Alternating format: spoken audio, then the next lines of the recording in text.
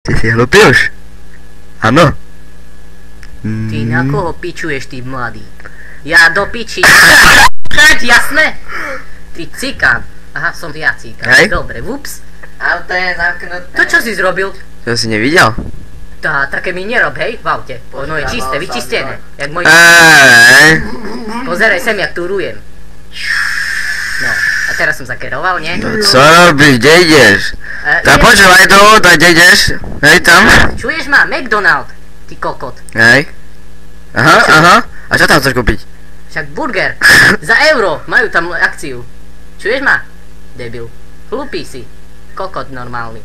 Ja mám rád veľmi McDonald. Za euro tam majú?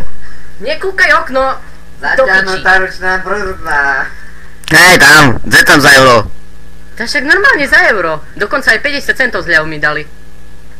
No mi jede dolary, puštím radio. Zapojiste rádio. Čo ty buď ticho tam. Ty čo robíš? Čo sa tu týkaš môjho radia? Ty kokot. Ty normálne si čím? Ale čo, nemôžem? Čo dotýkať mojich Ale čo?